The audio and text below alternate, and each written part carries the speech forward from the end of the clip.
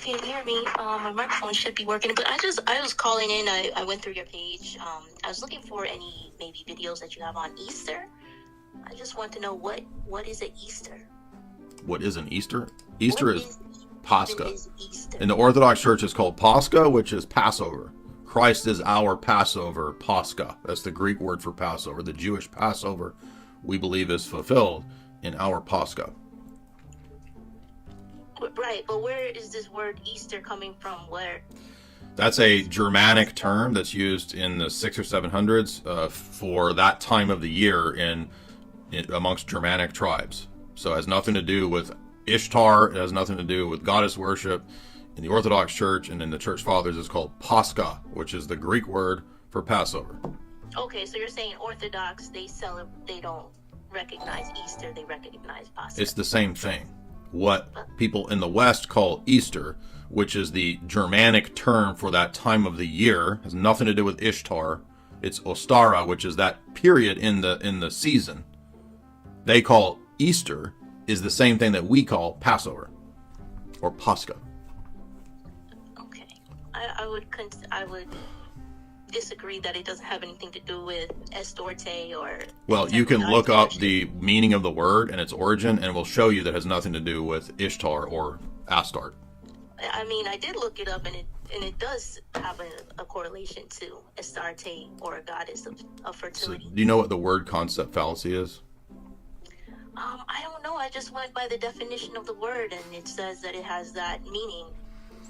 So, if I use the word January, okay, and if I recall, this refers to a time period back in the Roman pagan world, they believed in the goddess, or the god Janus, okay? If I use the term January to delineate a time of the year, does that mean that I'm worshiping Janus? No, but if we have like a separate, like if Christians have their own kind of like separate thing, and they can put names on things that they want to call it, then why would they choose a name associated with... So when Germanic tribes, goddess? I'm explaining it to you, just like we still use the term January, it doesn't necessitate worshiping the god Janus. It's just a name for a time period. It no longer has the connotation of a deity, and we still use the term January. So likewise, because a Germanic tribe called this time period Ostare, and they linked it not to Ishtar. Ishtar is a Mesopotamian goddess. It has nothing to do with Germanic tribes. Because they did have a pagan idea of, the spring relating to regenerative rebirth. Well, we're not talking... I'm sorry to interrupt. We're not talking about the German time period. We're talking about a Christian... But we are talking about it because that's the origin of the word. And so when the Germanic tribe... Will you stop? I mean, look, man, it's so hard to talk to people who can't understand a basic grammatical distinction.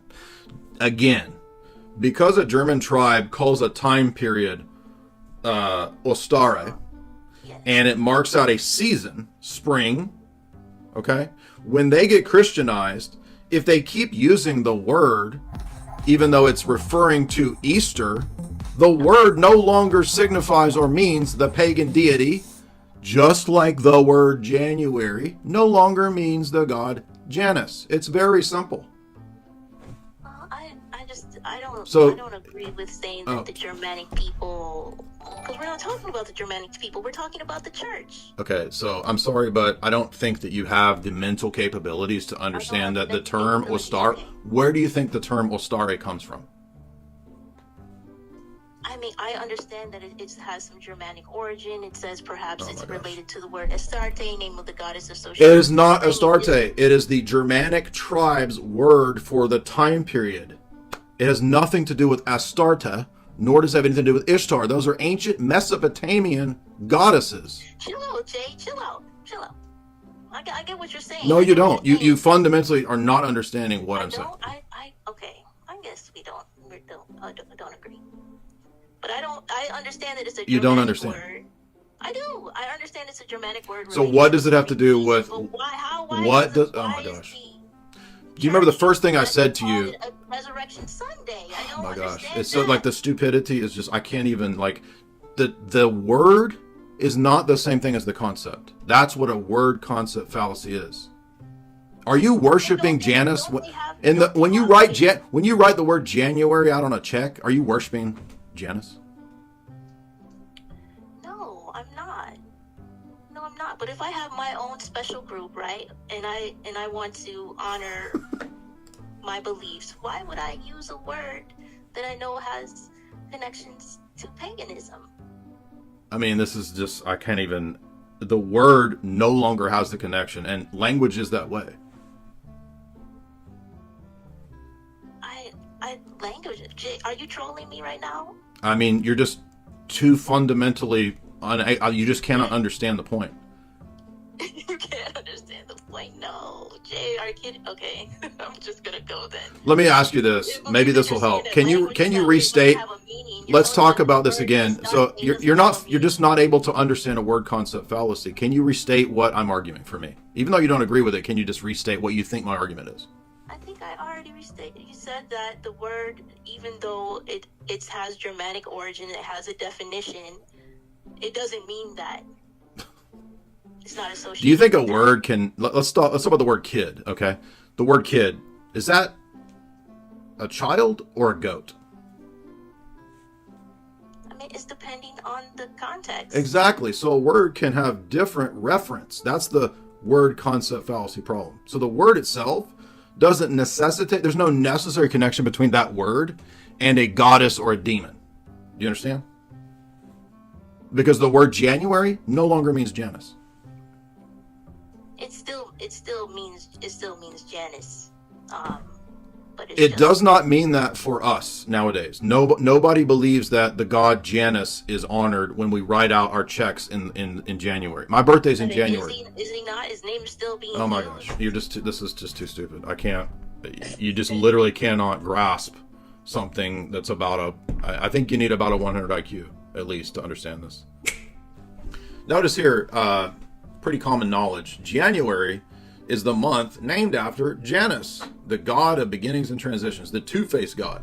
So I guess every time that my birthday's in January. So I guess because my birthday is in January, I am inextricably bound up with worship of the god Janus. So everybody writing out January, you're a two-faced Janus worshiper. This is how silly this is. This is so.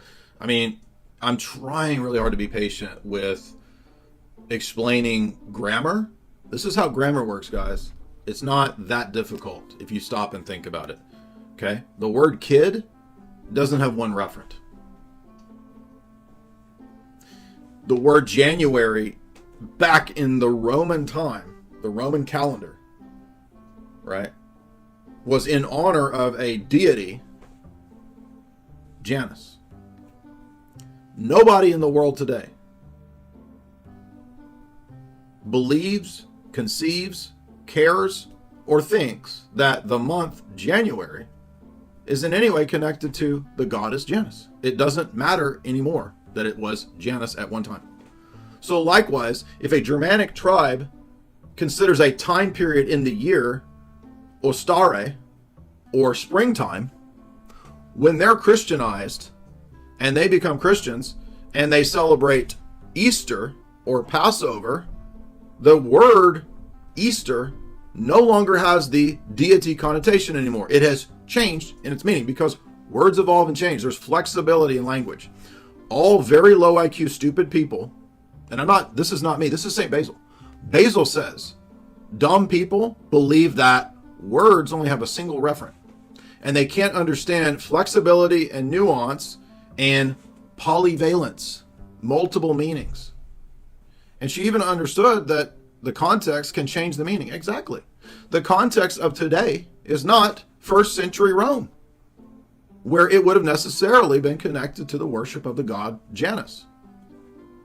Nowadays, nobody believes that. The context has changed the meaning of the word January, which nobody thinks about Janus.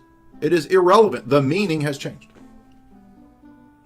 And for some reason, I don't exactly know what it is, and I'm not meaning to be mean or pick on people. There's something about words and language that not intelligent people cannot figure it out. It's like it mystifies them. They can't figure it out. It's like, whoa, what? They cannot conceive of flexibility in language, or that a word refers to different things in different systems or contexts. It's bizarre. I don't know what it is, or why people have a hard time with this. I think that some people just cannot think at multiple levels or at multiple tiers. And it's not even that difficult of a question. It's not even metaphysics. People say, oh, this is hard metaphysics. No, this is grammar, dude. Basic grammar tells you that one word can mean different things at different times and even over time.